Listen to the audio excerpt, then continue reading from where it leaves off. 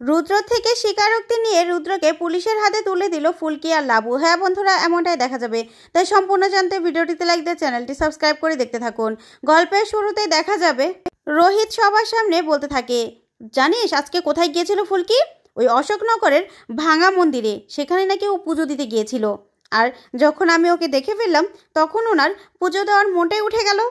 মনে হচ্ছিল যেন ওখানে কোনো কিছু লুকিয়ে রেখেছিল, সেটাই দেখতে গিয়েছিল। তখন ফুলকি মনে মনে ভয় পেতে থাকে আর বলতে থাকে, সর্বনাশ, স্যার তো দেখছি সবার সামনে আমাকে চেপে ধরবে, জেরা করা শুরু করবে। এখন আমি কি করব? তখন রোহিত এসে ফুলকিকে বলতে থাকে, কি ফুলকি, কিছু বলছো না কেন? চুপ করে আছো কেন? কেন গিয়েছিলে বলো, কেন গিয়েছিলে? তখনই এই কথাতে লাবু বলতে থাকে, ভাই তুই কেন ফুলকিকে চেপে ধরছিস বলতো? কেন? আর ওর তো ভয় পাওয়াটা স্বাভাবিক, স্বাভাবিক নয়? রুদ্ররূপ সান্যাল, সে কিনা নিখোঁজ, সে নিজেকে লুকিয়ে রেখেছে। এরকমভাবে তো লুকিয়ে রাখার মানুষ ওই রুদ্ররূপ সান্যাল নয়। তাই কোন আড়ালে বসে কিসের ষড়যন্ত্র করছে সেটা তো আর আমরা জানি না। তাই ভয় পাওয়াটা তো স্বাভাবিক, তাই তো? তখনই ফুলকি মনে মনে বলতে থাকে, যাক দিদিভাই এ যাত্রায় আমাকে বাঁচিয়ে নিল। যাক, এবার অন্তত স্যার আমাকে কিছু করতে পারবে না। তখনই রোহিত বলতে থাকে, কি ফুলকি দাস, কি ভাবছো তুমি? দিদিভাই ঠিক বলছে নাকি?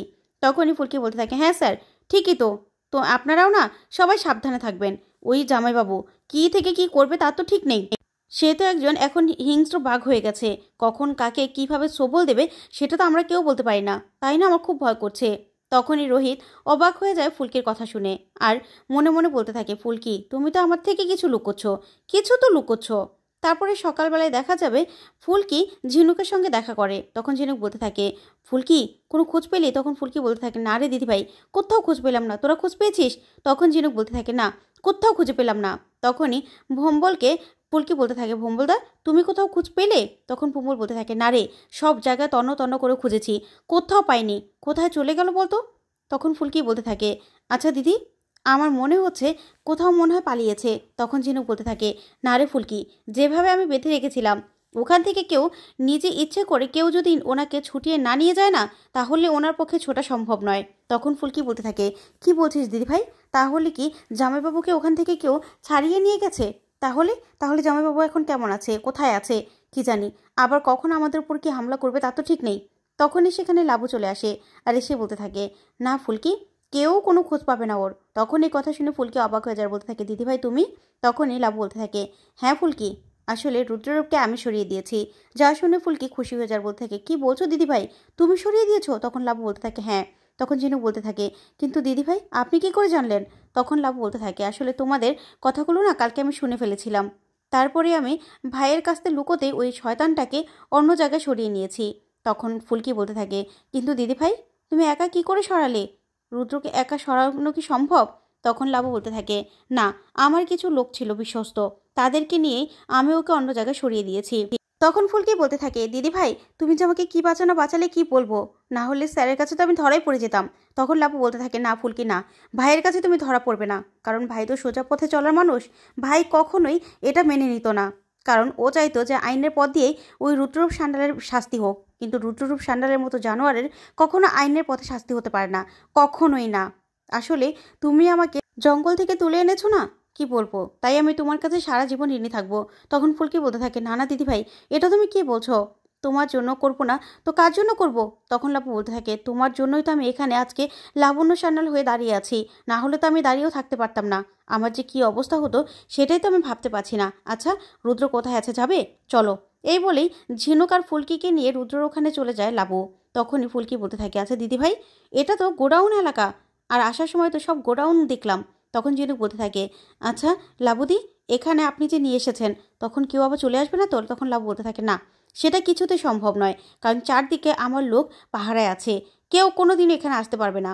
আর রুদ্ররূপ সান্যাল এখান থেকে কিছুতেই যেতে পারবে না, বুঝতে পেরেছ, কিছুতে যেতে পারবে না। তখন ফুলকি বলতে থাকে, দিদিভাই তোমাকে যে কি বলবো? তখন লাবু বলতে থাকে, না ফুলকি না, আসলে এই যে লাবণ্য সান্যালকে দেখছো, তাকে কিন্তু তুমি তৈরি করেছো, তাকে তুমি এতটা সাহস দিয়েছো। আগের লাবণ্য সান্যাল যে কিনা রুদ্রকে ভয় পেত, রুদ্রর ভয়ে গুটিয়ে থাকতো, সব সময় ভয় পেত যে রুদ্র কি খাবার খাবে, কি খাবার খেতে পছন্দ করবে, কখন রেগে যাবে, এইসব ভাবতো। আর এখন সে সব কিছু থেকে এই লাবণ্য বেরিয়ে এসেছে, তাই তুমি তাকে তৈরি করেছো। তাই তুমি যেরকমভাবে চাইবে সেরকমভাবেই আমাকে আমাকে তুমি করে নিতে পারবে, আর আমিও তোমার জন্য সব কিছু করতে পারি ফুলকি। তখন ফুলকি দিদিভাই বলে জড়িয়ে ধরে লাবুকে। তখন লাবু বলতে থাকে চলো ভিতরে যাই আমরা। এই বলে ভিতরে নিয়ে যায় লাবু ফুলকি আর ঝিনুককে। তারপরে দেখা যাবে একটা চেয়ারের মধ্যে বেঁধে রেখেছে রুদ্রকে। অজ্ঞান অবস্থায় পড়ে আছে রুদ্র। তখন ফুলকিকে লাবু বলতে থাকে ফুলকি এবার নাও তুমি এই রুদ্রকে যেভাবে ইচ্ছে ওর মুখ থেকে স্বীকারোক্তি নাও, তারপরে স্বীকারোক্তি নিয়ে ওর শাস্তির ব্যবস্থা করো। তুমি ওর শাস্তির ব্যবস্থা করো, আমাকে না যেতে হবে। তখনই রুদ্র চোখ তুলে তাকায়। তারপরে ফুলকি বলতে থাকে জামাইবাবু ওরকম করে তাকানোর শক্তি কিন্তু আপনারা নেই, আর ওরকম করে তাকানোর সময়ও নেই, বুঝতে পেরেছেন? তারপরে ঝিনুক বলতে থাকে দাঁড়া আমি এক বালতি জল নিয়ে আসি, তারপরে ওর ঘোরটা কেটে যাবে, তারপরে তো ওর সঙ্গে কথা বল। তারপরে ঝিনুক গিয়ে এক বালতি জল নিয়ে আসে। জলটা এনে রুদ্ররূপের মাথায় ঢেলে দিলে তখন রুদ্র চিৎকার করে ওঠে। তখন ফুলকি বলতে থাকে বল তথা তাকে কিভাবে মেরেছিলি? তখনই রুদ্র বলতে থাকে বললাম না আমি কিচ্ছু করিনি।